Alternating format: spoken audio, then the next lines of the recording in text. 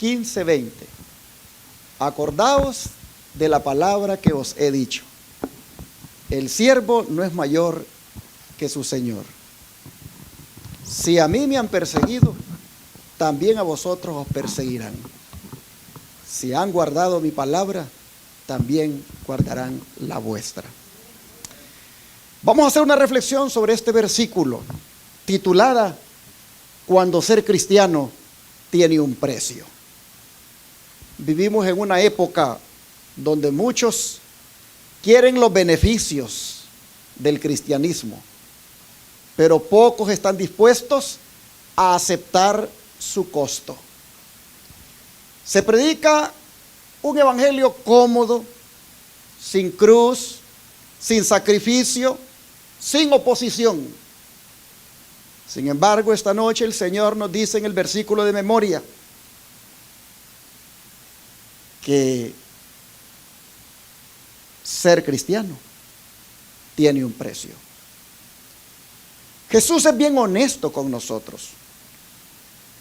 Y cuando estaba meditando en este versículo hace unos momentos, dije, los que no fueron honestos conmigo fueron los que me dieron el evangelio, porque nunca me dijeron del costo que tiene ser cristiano.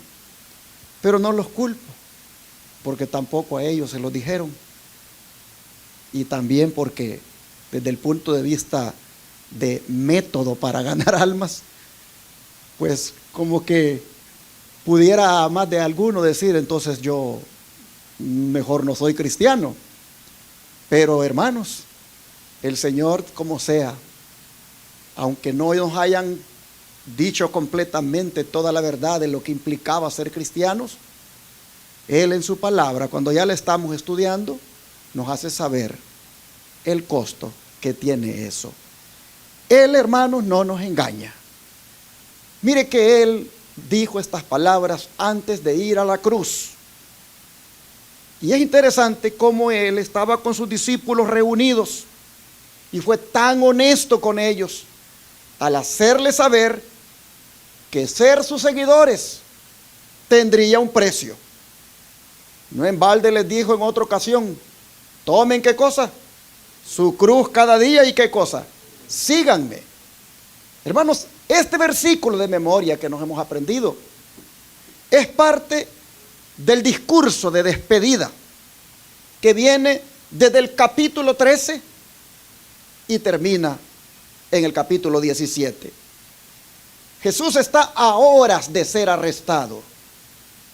No le está hablando a multitudes, le está hablando a su círculo más íntimo.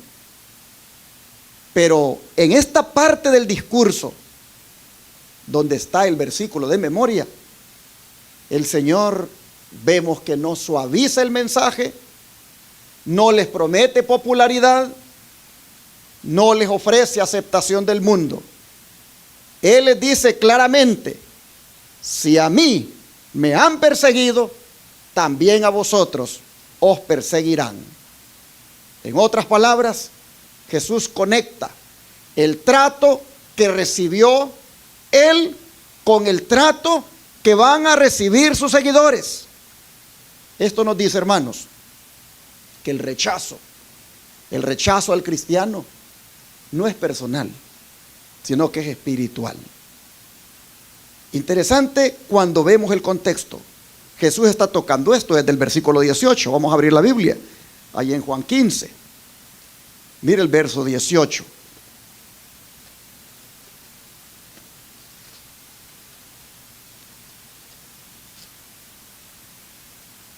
El Señor dice, si el mundo, ¿qué cosa?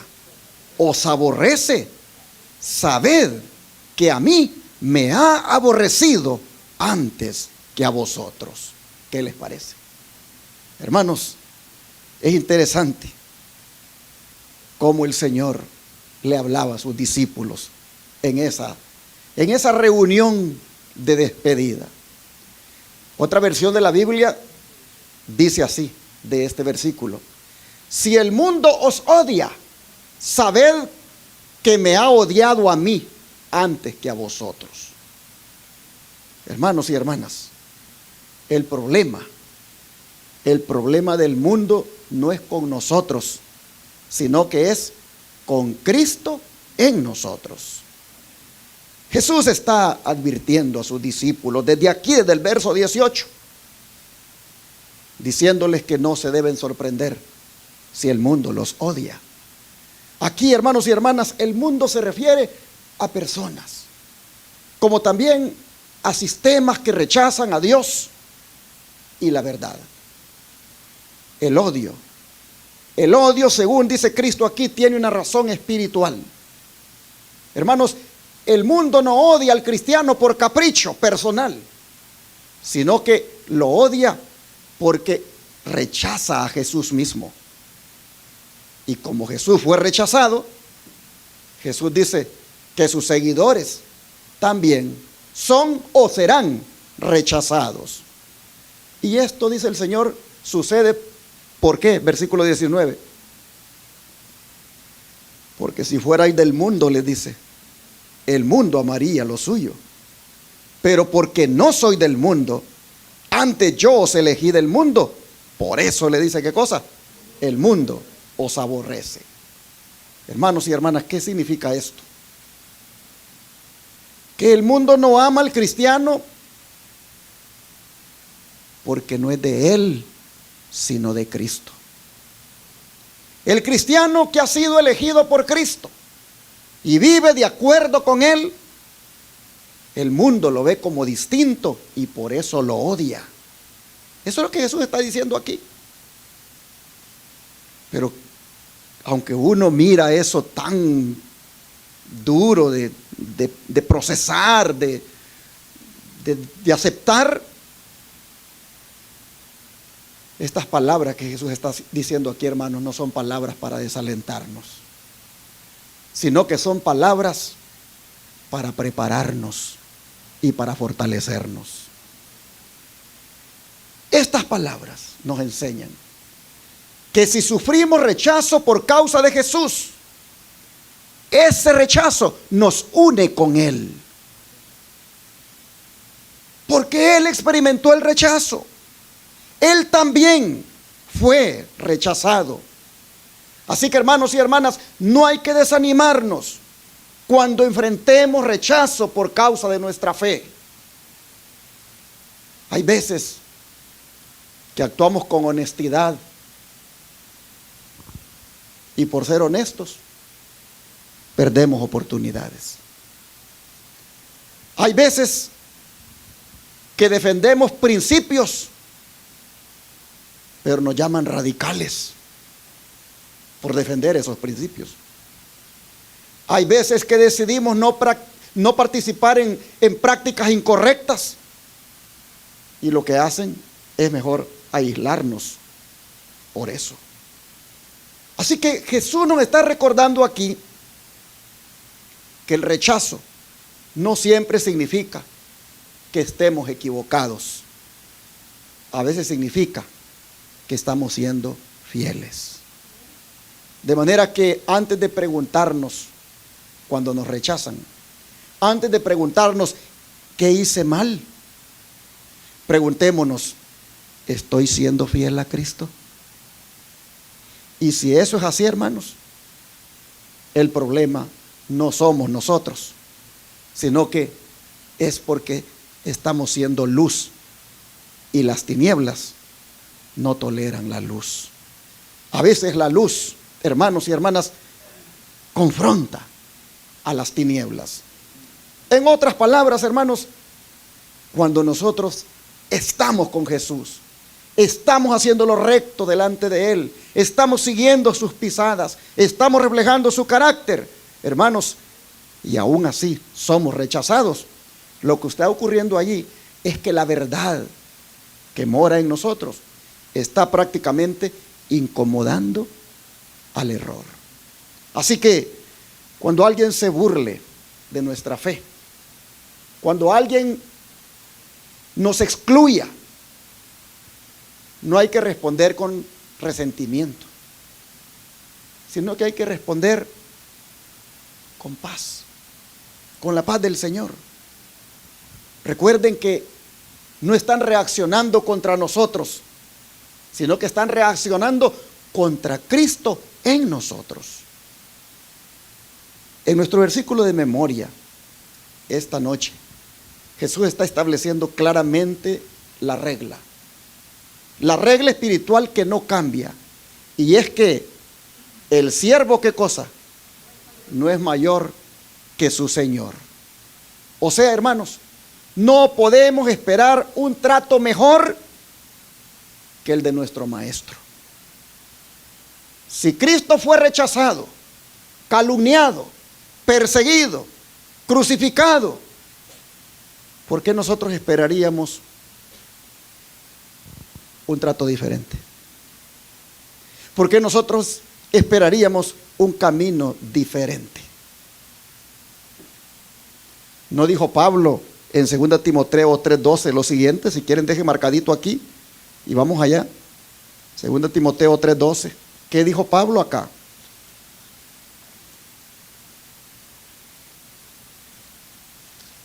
Segunda Timoteo 3:12.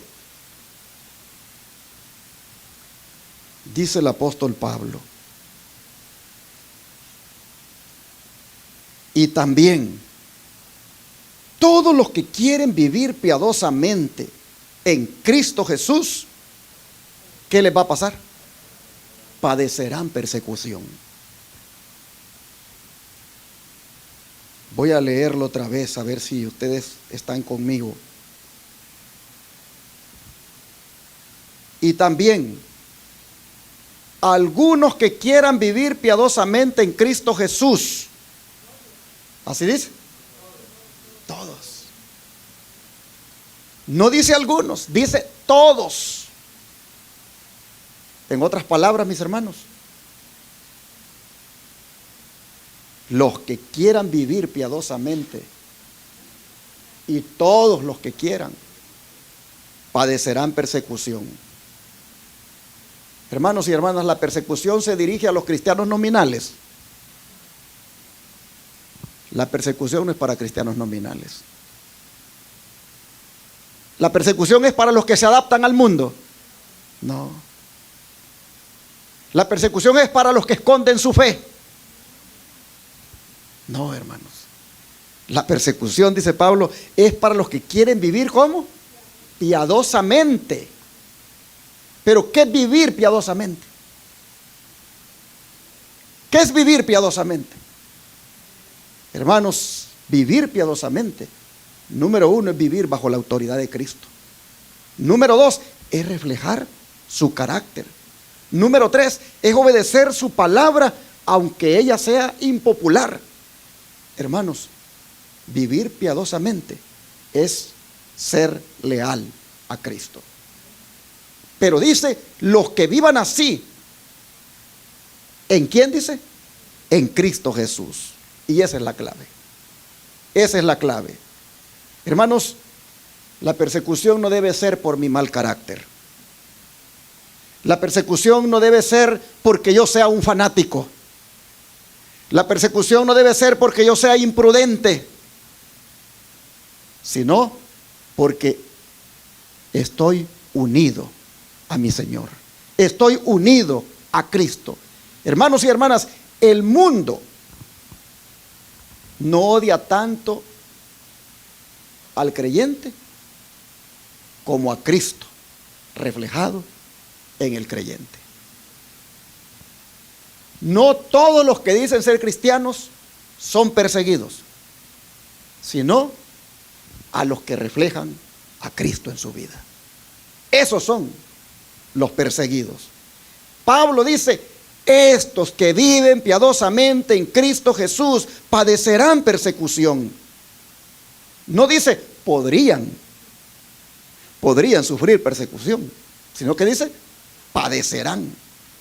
Hermanos, mientras Satanás fluya en el mundo con sus planes malévolos, cuando él inclusive se apodere de las mentes, o cada vez que lo haga, de las mentes de aquellos que no quieren nada con el Señor, hermanos, lo único que vamos a esperar de ellos es oposición. Dice el Espíritu de Profecía, la misma enemistad que se manifestó contra el Maestro, se manifiesta contra ¿quiénes? Contra los discípulos de Cristo. Cualquiera que se dé cuenta del carácter repulsivo del pecado y que con el poder de lo alto resista a la tentación, despertará seguramente, ¿qué cosa? La ira de Satanás. ¿Y de quiénes? Y de sus súbditos. El odio, dice, a los principios puros de la verdad.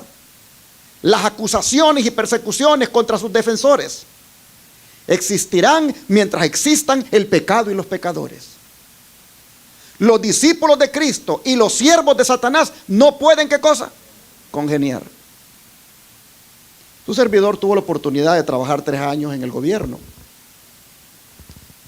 Y allí en la unidad o en el departamento en el cual trabajábamos, habíamos 3 cristianos. Bueno, sí, habíamos 3. 2 pentecostales y su servidor como adventista. Y qué terrible, hermanos, el ambiente para nosotros. Era horrible. Nos hacían los impíos, nos humillaban, se burlaban de nosotros. Aquellos tenían una ventaja sobre mí, los otros dos cristianos, porque cuando llegaba el momento de hacer algo en sábado, ahí estaban ellos y yo no estaba. Así que el viernes llegaba el jefe y decía, necesito para mañana 4 que quieran venir porque vamos a ir a hacer una misión. Y ellos siempre se apuntaban. Así que aunque eran objeto de burlas y de humillaciones, ellos me ganaban porque se apuntaban para ir el sábado. Y se me quedaba viendo el jefe a mí. Y usted, hermano, me decía, usted sabe, le dije, yo no puedo los sábados. Y era una cosa de molestarme, de hostigarme. Era un ambiente horrible. Esos 3 años que yo trabajé allí en ese lugar, yo sentí que estaba trabajando con demonios, porque era una cosa difícil. No, eso era terrible. Una vez estábamos todos allí comiendo y yo tenía mi plato de comida.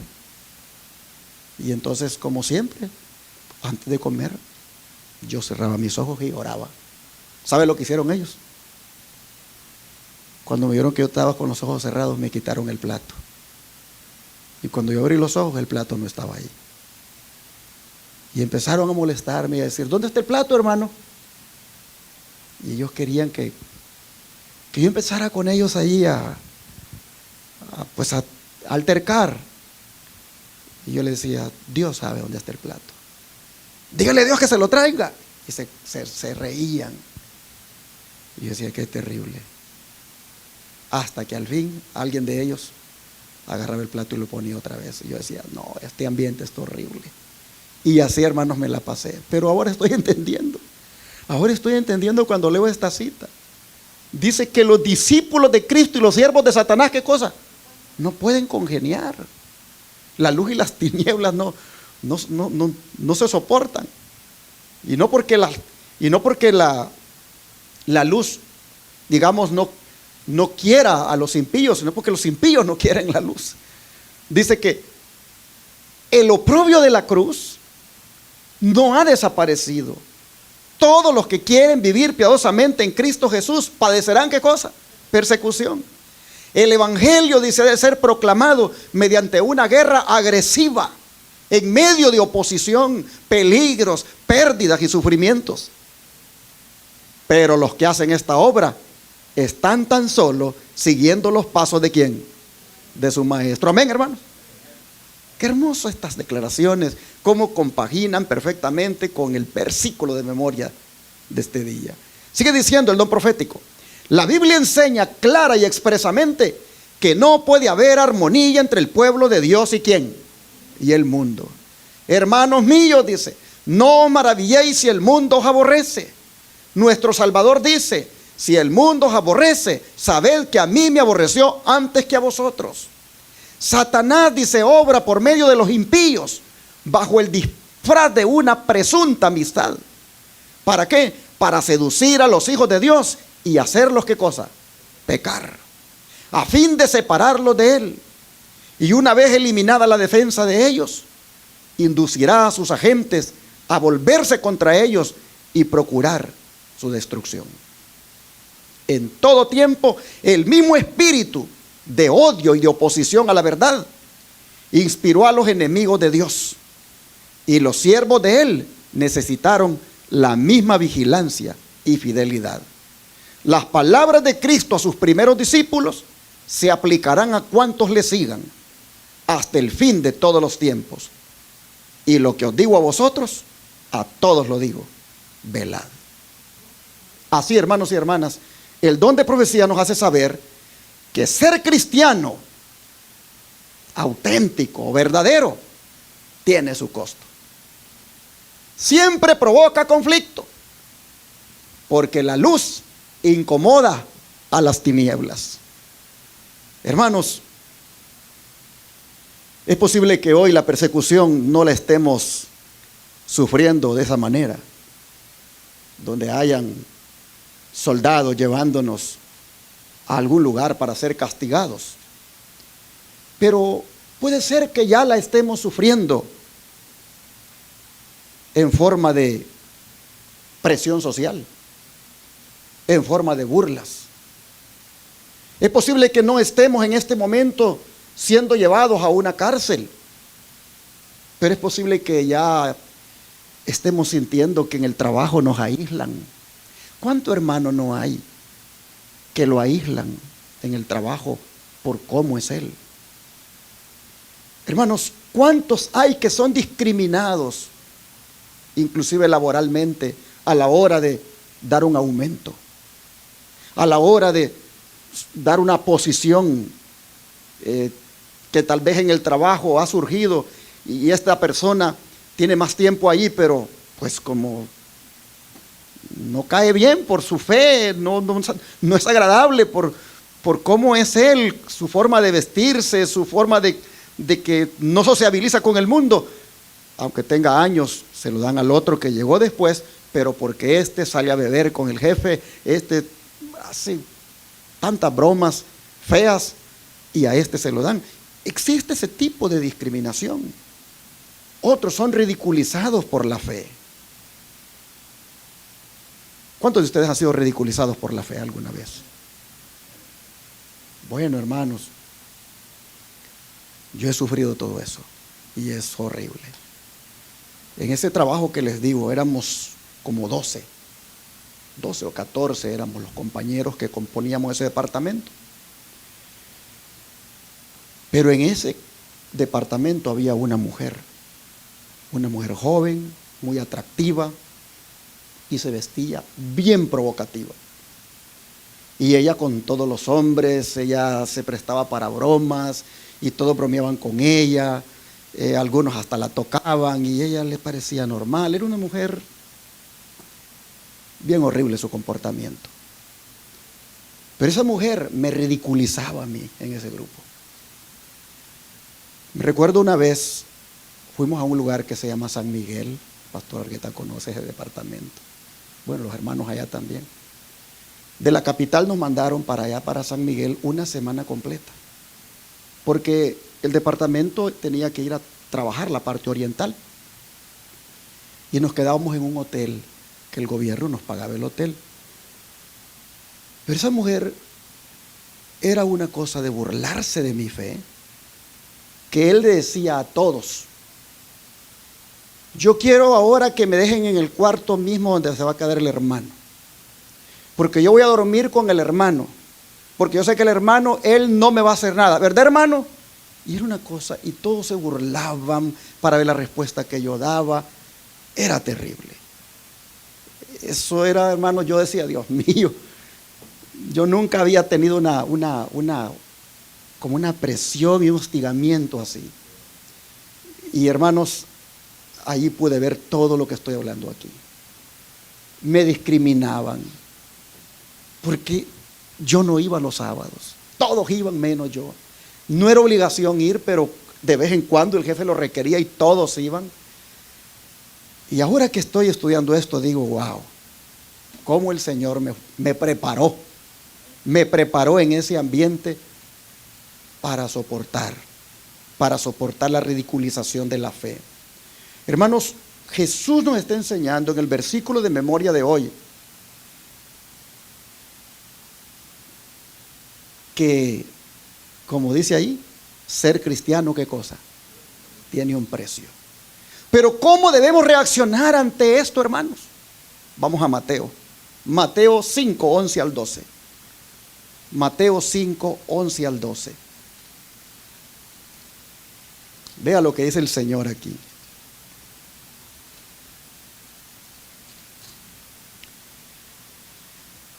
Bienaventurado soy, dice el Señor, ¿cuando qué? Cuando por mi causa os vituperen y os persigan y digan toda clase de mal contra vosotros mintiendo. Gozaos y alegraos, porque vuestro galardón es grande en los cielos, porque así persiguieron a los profetas que fueron antes de vosotros. ¿Qué les parece, hermano, esta palabra tan poderosa? Aquí Jesús está cerrando las bienaventuranzas. Pero qué manera de cerrarlas. Hermanos, no es casualidad que Jesús termine así las bienaventuranzas. Él comienza con los pobres en espíritu, pasa por los mansos, por los limpios de corazón, por los pacificadores y luego cierra con la persecución. Mire qué manera de cerrar las bienaventuranzas. El mensaje es claro, hermanos. Vivir el carácter del reino de Cristo, eso inevitablemente trae oposición. La persecución, hermanos, la persecución en la vida de un cristiano no es una anomalía, algo que pues allí no se sabe por qué aparece. No, hermanos, la persecución, al contrario, es una confirmación de que cuando la sentimos y la ejercen contra nosotros, es una confirmación de que nosotros estamos viviendo conforme al Señor. Mire lo que Jesús dice, que son bienaventurados, dice, ¿cuándo qué? Cuando por mi causa. Hermanos, ¿qué quiere decir el Señor cuando por mi causa? Que la razón de la persecución es su causa. Es decir, no se trata de sufrir por errores personales, no se trata de sufrir por ser imprudentes o fanáticos, sino que se trata de que sufrimos porque estamos siendo fieles al Señor. Se trata de que sufrimos porque estamos siendo leales a su verdad. Se trata de que sufrimos porque estamos siendo coherentes con la fe que profesamos. La vida de nosotros es acorde a lo que creemos.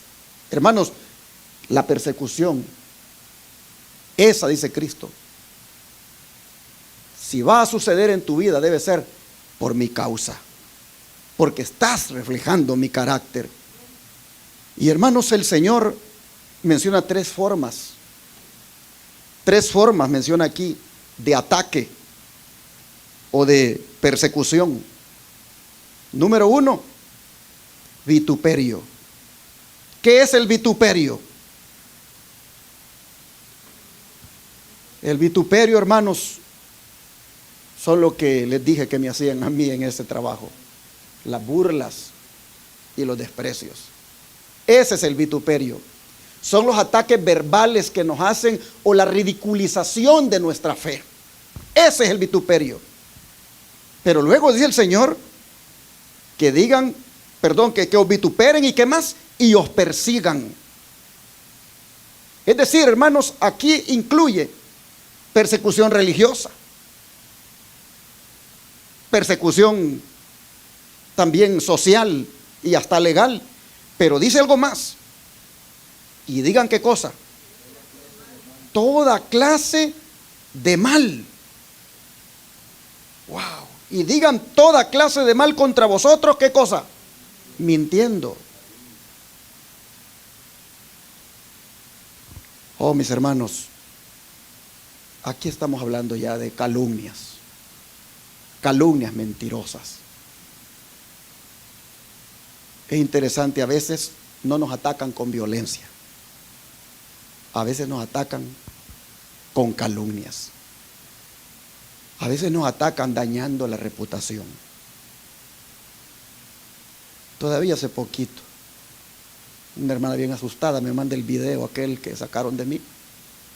Mire, pastor, dice, me encontré esto. Ay, hermanita, le digo, eso es viejo. Eso es viejo, hermana, le digo yo.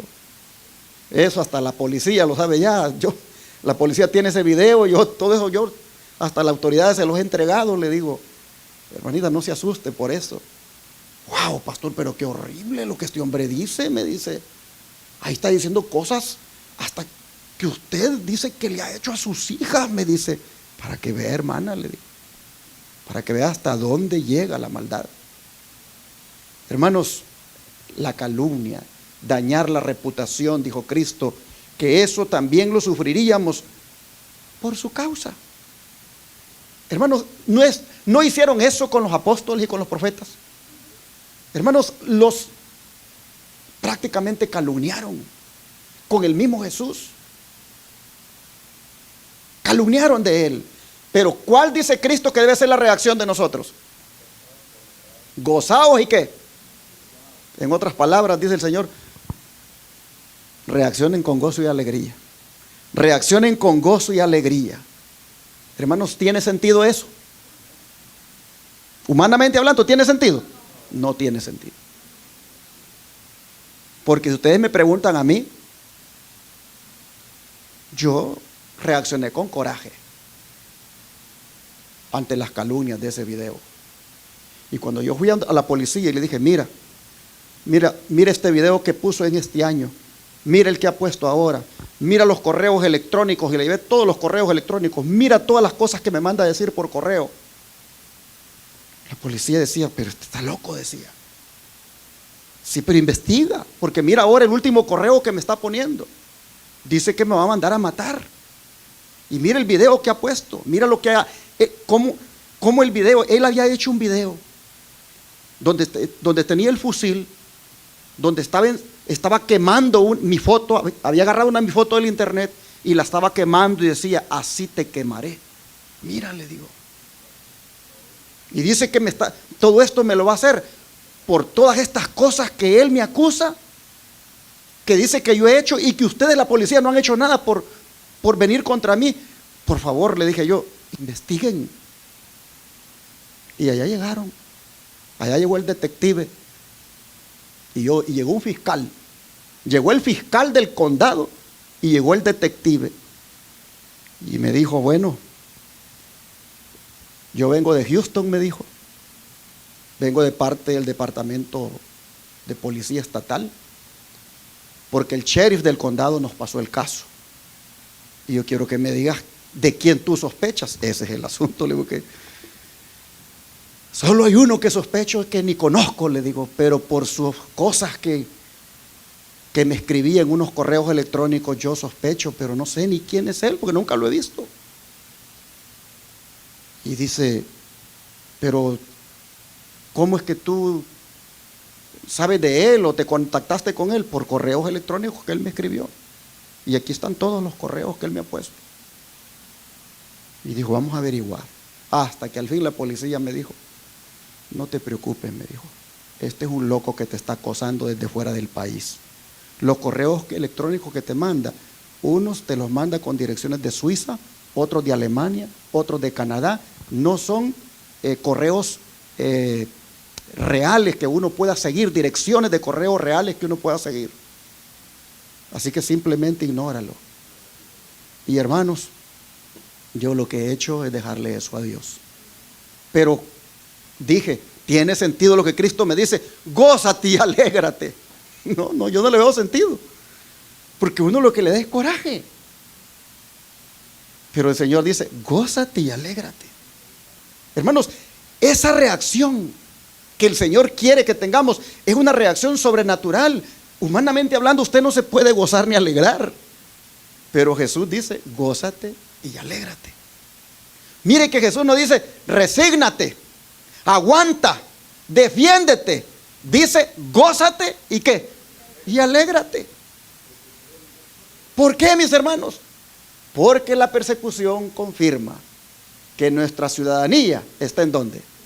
En el cielo.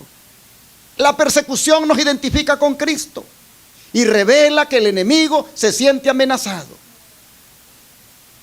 Y Pedro y Juan experimentaron eso. ¿Se acuerdan ustedes cuando los metieron a la cárcel? ¿Cómo salieron de ahí ellos de la cárcel? Salieron gozosos, dice, ¿de qué? De haber sido tenidos por dignos de padecer en el nombre de Jesús. Hasta ahora no nos han dado ni una cachetada, hermanos, por ser cristianos. Hasta ahora no nos han castigado de una manera que nos duela. Así que levanten chismes, que levanten calumnias, que se burlen de nosotros. Eso no nos arranca ni un pedazo de, como dicen, de cuero o de piel. El Señor, mis hermanos, nos dice, miren los discípulos, ellos fueron azotados, metidos a la cárcel, y cuando salieron de ahí, salieron gozosos de haber sido dignos, de haber sido tenidos por dignos de padecer por el nombre de Jesús. Hermanos, Jesús nos da un estímulo para el gozo. ¿Y es qué cosa? Versículo 12. Y el estímulo es, porque vuestro, ¿qué cosa? Vuestro galardón, ¿qué cosa? Es grande en los cielos. Hermanos, Jesús está dirigiendo la mirada más allá del presente. Jesús dice, vuestro galardón es grande en los cielos. Por eso Pablo dice que nuestras aflicciones, dice, del tiempo presente, no son comparables, dice, a la gloria venidera. Y Jesús dice, aparte de que vuestro galardón es grande en los cielos, dice, así persiguieron, dice, ¿a quiénes? A los profetas que fueron antes de vosotros. Hermanos, Jesús coloca a los seguidores de este tiempo en una línea profética. Prácticamente Jesús está diciendo, no estás solo, ni eres el primero. Los profetas, ellos también sufrieron como tú. Así que estás en buena compañía. Hermanos, ser perseguido por fidelidad no nos saca del plan de Dios. Antes bien, nos confirma dentro del plan de Dios. Pero este texto, hermanos, apunta a los tiempos finales, cuando la fidelidad será probada, cuando la verdad va a ser impopular y cuando la presión va a aumentar. Apocalipsis 13, ya usted sabe qué nos dice, ¿verdad? Que va a haber contra nosotros, ¿qué cosa? Persecución, decreto de muerte y boicot económico. No podremos comprar ni vender. Y vamos, dice el Espíritu de Profecía, a ser declarados como proscritos, es decir, personas prohibidas. Pero Jesús, hermanos, ya nos ha advertido. Y hasta nos ha bendecido de antemano, porque esta es la última bienaventuranza. Pues dice, bienaventurados sois cuando por mi causa os pase esto. Hermanos, la última bienaventuranza del Señor no promete comodidad, pero sí promete recompensa. En resumen, la persecución no es señal de fracaso espiritual, es evidencia de una fe viva que brilla en el mundo y por eso lo incomoda. Ahora, hermanos, si nuestra fe no incomoda a nadie, es porque quizás no estamos brillando lo suficiente. Si nuestra fe no incomoda a nadie, es porque quizás no estamos brillando lo suficiente. Voy a ir terminando ya, diciéndoles que este versículo me gusta, que también es un texto equilibrado, el versículo de memoria, Juan 15:20. Es un texto equilibrado, porque se ve que no todo es rechazo. Nos dice que el mismo mensaje que endurece a algunos, ¿qué cosa? Salva a otros. Hermanos, Jesús dice que los que guarden su palabra también guardarán la nuestra. ¿Qué significa guardar la palabra? ¿Qué significa guardar la palabra de Cristo? Porque Él dice, si han guardado mi palabra, también guardarán la vuestra. ¿Qué significa guardar la palabra de Cristo? Exactamente.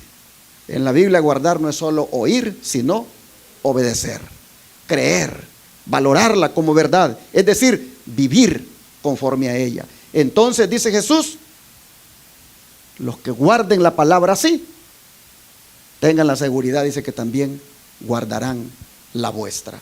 En otras palabras, dice Cristo, los que acepten el mensaje de Jesús, también aceptarán el mensaje de sus discípulos. Así como algunos, hermanos, rechazaron a Jesús, y hemos visto que también rechazan a sus seguidores, también el versículo dice que algunos van a creer en Jesús, pero también van a creer en el mensaje de sus seguidores. Así que el problema, hermanos, no es el mensajero. Si alguien rechaza el mensaje, no nos está rechazando a nosotros, está rechazando ¿a quién? A Cristo. Y eso nos quita ese peso emocional. Y también el Señor nos está diciendo, cuando dice, si han guardado mi palabra, también guardarán la vuestra. El Señor nos está diciendo que hay corazones que están preparados y que van a escuchar y van a obedecer, aunque haya oposición. Y que la misión, por lo tanto, no es en vano. El mensaje es el mismo. Hermanos, si predicamos a Cristo, Cristo ya tiene a algunos que van a aceptar ese mensaje. Van a aceptar a Cristo como nosotros lo aceptamos. Así que vale la pena ser fieles en predicar el mensaje. El conflicto final será, hermanos, entre la verdad y el error. Pero los que prediquen la verdad van a ver cómo habrán personas que aceptarán la verdad. Los que aceptan a Cristo aceptarán a quienes hablan en su nombre. Y los que lo rechazan también rechazarán a sus siervos. Así que podemos concluir con que Juan 15:20 también es profecía. Juan 15:20 es profecía, y que ser cristiano tiene un precio. La pregunta es, ¿estamos dispuestos a pagar ese precio? Hermanos, primero Dios que sí, que estemos dispuestos. Jesús cierra su discurso de despedida antes de orar con unas palabras muy alentadoras, y con esas terminamos, y es las que están en Juan 16, versículo 33. Juan 16, 33. Dice el Señor, estas cosas os he hablado, para que en mí tengáis paz. En el mundo tendréis aflicción, pero confiad, yo he vencido al mundo. Hermanos, Jesús fue rechazado, pero resucitó. Jesús fue perseguido, pero venció. Jesús fue despreciado, pero reina y vive para siempre. Hermanos y hermanas, las aflicciones del tiempo presente, dice Pablo, no son comparables con la gloria venidera. Así que, ¿cuántos creen que vale la pena pagar el precio? Vale la pena, hermanos, que Dios nos conceda su gracia para pagar el precio, aunque cueste lo que cueste. Vamos a terminar cantando el hermoso himno titulado Contendamos siempre por nuestra fe.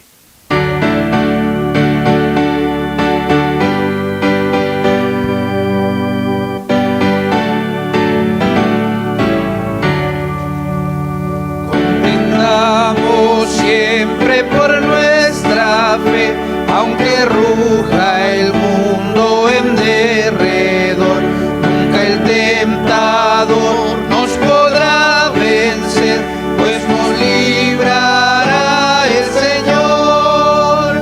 Si sufrimos aquí, reinaremos ahí en la gloria celestial. Si llevamos la cruz por amor de Jesús, la corona Él nos dará. No seamos tibios de corazón, ni dejemos nunca el primer amor. Mantengamos firmes la profesión de la fe del Salvador. Si sufrimos aquí, reinaremos ahí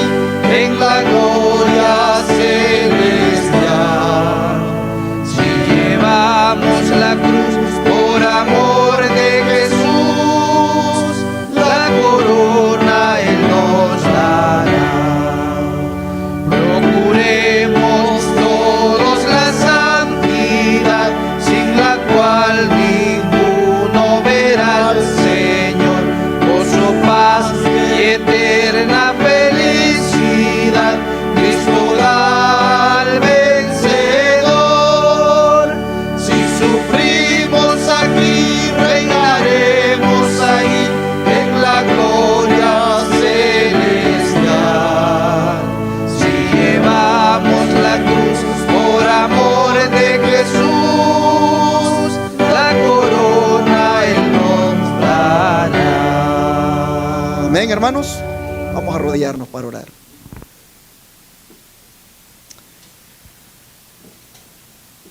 Amado Padre que está en los cielos, gracias, Señor, por ser honesto con nosotros y decirnos la verdad de lo que nos espera, y también por alentarnos a permanecer siempre fieles a usted, amándole y sirviéndole, cueste lo que cueste. Hoy vemos, Señor, que usted ha sido con nosotros bien honesto al decirnos: ser seguidor de mí tiene un precio, y ese precio es la persecución, ese precio es el rechazo, es el vituperio, es la calumnia. Y Padre, hoy nosotros vemos que tenemos que estar preparados para eso por amor a usted. Así que le rogamos para que nuestro amor por usted sea tan profundo y tan fuerte que estemos dispuestos a pagar el precio. Señor, no sabemos cuál es la siguiente prueba que nos viene. No sabemos cuál es el siguiente rechazo que vamos a tener. No sabemos cuál es el siguiente vituperio, la siguiente calumnia. O no sabemos, Señor, cuál es la persecución que viene sobre nosotros. Pero le rogamos que nos acordemos de este mensaje esta noche y que sepamos desde ya que la reacción nuestra debe ser: gozaos y alegraos, porque vuestro galardón es grande en los cielos. Ayúdenos, Señor, a ser fieles, a ser leales, a permanecer firmes en su verdad, a no claudicar entre dos pensamientos, a mantenernos, Señor, tan firmes a usted que ni burlas, ni persecuciones, ni desprecios, ni boicot económicos, ni decretos de muerte nos hagan que nos dobleguemos, sino que antes bien estemos dispuestos a morir por usted, porque lo amamos. Señor, denos un amor de verdad tan pero tan profundo hacia usted, que estemos dispuestos al sacrificio. Se lo pedimos en el nombre de Jesús. Amén.